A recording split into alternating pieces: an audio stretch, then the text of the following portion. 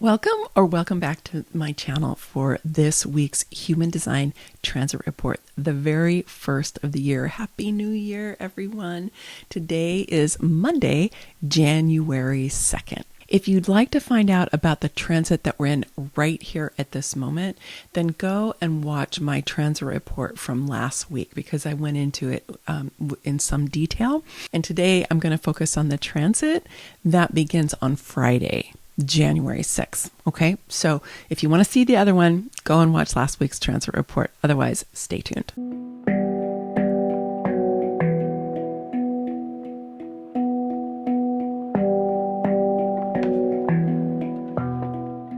So in this new transit, we still have the root center being lit up. Last week we had the 39 and 38, which are on the root. And now we have the 54 and the 53, which are also on the root. So let's talk about the root center for a second. The root center is at the base of the spine, which is where you would think it is, right? Like down where the perineum is and the tailbone, right? Through all the way down at the bottom of the spine. And in human design, it is known as a pressure center, particularly when it's open, which in this configuration it is. And so there's this sense of this pressure coming up through that open root, pressure to get things done. That can be challenging, particularly for the gates that we're highlighting this time. The root is one of the motors in the chart. It's the weakest motor and it has a pulse. It kind of has an on-off pulse. And so it is an ally, absolutely, for getting things done, but it also doesn't always have energy. And so you want to just pay attention if you're feeling like this pressure that you have to get things done. You can't take any time off, unless your to-do list is completely done. I always say to people, you will die with your to-do list undone. So don't wait. Go ahead and take time now. And don't wait until that future comes. The root is like our connection to the earth. And so you do want to have a sense of what that part of your energy field is like and to be building your relationship with the earth. And you can do that by walking outside barefooted, which I know for a lot of people this time of year is not feasible. But if it is, and when it is, really having those feet on the ground, having your hands in the soil, even lying on the ground can be super helpful. And it can help you to build your relationship with that root center, particularly if it's open, because you do want to have a sense of what is that earth energy that's coming up from the root, right? It's coming in through that root center. And it can really nourish you when you know how to work with it. This is one of the things that I do all the time in my Kundalini yoga practice. And I do have a variety of different videos here that help teach you how to work with that kind of energy and how to use it to build your prana and build your energy field. So if you're interested in that, you might want to go and take a look at this playlist. And then I also have more of them in my online community, the Becoming Sovereign Virtual Retreat Center, where I'm starting to build a library of practices around building our energy. So if you're interested in that, I'll put the link down in the description. The sun is lighting up the gate 54. Like I said, it's on the root center and it is in the commerce subcircuit of the tribal circuit. And it is an energy for kind of engaging and I don't know if I want to say making things happen because it's not on the sacral, so it's not responsive, but it does need to tune into right timing. Everything on the root needs to tune into right timing. Because like I said, there's that on-off pulse, right? And so it's really important to be tuning into right timing.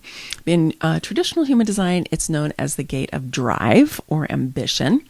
And in quantum human design, it's known as divine inspiration. I think what has happened in the evolution of this particular energy is to recognize that there is this kind of impulse, right? There's an impulse that comes from all of the motors, right? And so this energy that's coming through that 54, it does have an impulse to want to engage and to want to create. And it, like I said, it's in the commerce circuit. So it is about, okay, what is my work in the world? What is happening with my commerce? What is my business? What does my business look like? Right. And the trick is that you don't want to move forward with things when it's the wrong time, because even the best idea, even with the best people at the wrong time doesn't work very well.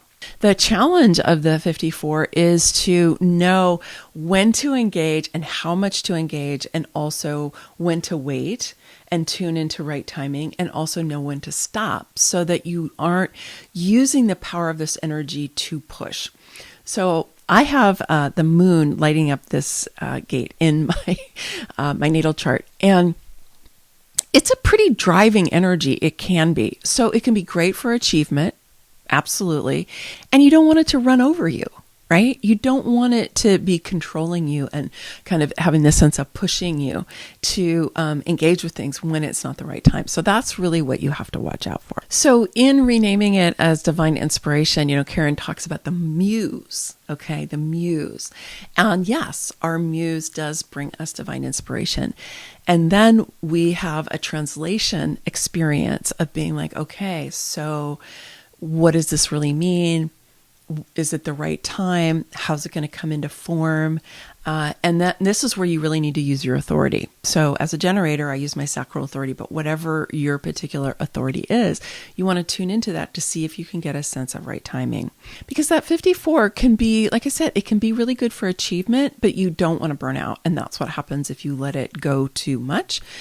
But when you're in command of it and you are using your authority and you're like, okay, now is the time to go, then that 54 can be a super ally for you, even a superpower for helping you to be able to move forward with the projects that you have in mind, the different things that you want to be creating in your life, particularly as it relates to your business or to your work in the world. I want to note that Mercury is also lighting up the 54 right now. So Mercury is what we're here to speak about. So this is one of those situations where you might want to be looking at, okay, so communication. What is the right communication that I have around this idea or this inspiration that I have? Is now the right time to communicate, or should I hold back on that? Or should I be working like in my internal communication or writing it down or plotting it out or that kind of thing, which is one of the things you can do to prepare to get ready for something. And that's a way that you actually help to influence divine timing, is when you are really getting really well prepared. So you can use that energy of communication also kind of inside yourself to be like, okay, what is it that, what am I communicating about right now?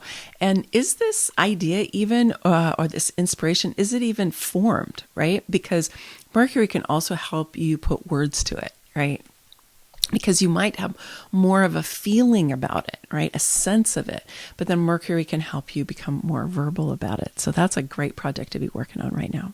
And then we've got the Earth lighting up the gate 53, which is also on the root center. But it's in the sensing circuit, so it's collective circuitry. And that means that it is experiential, it's embodied, it's creative. It's kind of in the flow of the creative intelligence of the universe. And it's the energy for starting things. Okay, it's this energy for like kind of activating and getting things started.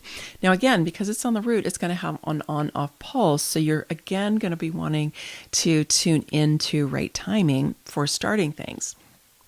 And people who have this defined in their chart tend to be really good at just like getting things going, right? But they may not be good at following through and then also completing. It might not be good at that. So this energy is great for starting things. And here we are right at the beginning of the new year where we're potentially starting things. So you can be kind of tuning into what divine inspiration, what is your muse whispering in your ear right now, right? What are you kind of getting a sense of around the corner of what's happening over there, right?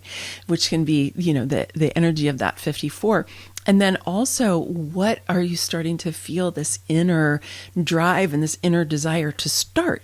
And to be tuning in and saying, okay, is now the right time to start this or not? Or if I'm not going to start it, like bring it out into the world, is it time to start preparing at home? Is it time to start planning? Is it time to start just feeling it in my body and having a dance with my creative muse about it, right? Or to do a painting, right?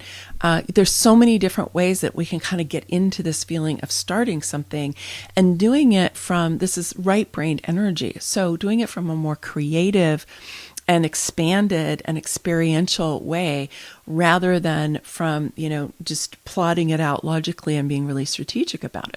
It's not really that kind of energy.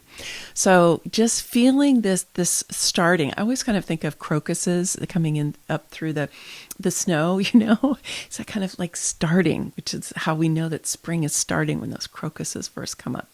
Not that there's snow anywhere around me, but you know what I mean. It's a great energy for you to get a handle on and to be tuning into, and just to be journaling for yourself or drawing for yourself or talking with your beloveds about what is this that you want to be bringing your attention to. And this transit is coming right off of a couple of other transits that were helping us to tune into what are we focusing on? What are we giving our attention to? Is it the things that we really care about? Are we putting our stake in the ground about what really matters, right? So we've got a lot of that energy already going here. And now it's like, it's kind of gestating, right? The 54 feels more like gestation energy, whereas the 53 is a little more like, okay, we're going to get it started. So you're kind of playing with the creative tension between those, and you can be bringing in whatever it is that you were already working with during the last couple of transits. And like I said, if you haven't watched last week's transit report, I definitely encourage you to do that, even if they're past, because you'll get a sense of this kind of generative energy that's happening here at the beginning of the year. I've got some really great new projects that are brewing for our Becoming Sovereign virtual retreat center that I opened last year. And I have a bunch of things that we're going to be doing, including live events and curated courses and, a brand new thing with feminine sovereignty that'll be coming up soon. So I encourage you to come and join us there and come and talk about these transits, and also, check out what else is there, join a conversation. And also, if you haven't already, I would encourage you to get my Transform Your Life with Human Design ebook series. There's a beautiful 74-page full color ebook that leads you through all the kind of fundamentals of human design. And even if you know those, I think you could get a lot out of that. And the deep dive journal, you definitely would benefit from. And it's a great thing to do at this time of year, because you're looking at, what is my motivation, right? What am I focusing? What do I care about? And then thinking about, well, how can my human design support me to actually create more of what I want in my life? How can I unleash myself from the conditioning and the programming of the past, so that I can step into the fullness of my being and be able to activate my superpowers and be able to really build my potential and to create even new capacities that I didn't maybe even think were possible. So starting with that Transform Your Life with Human Design ebook series, that will really get you started. And then come on into the retreat center. I would love to meet you there. Okay, many blessings, much love. Bye for now.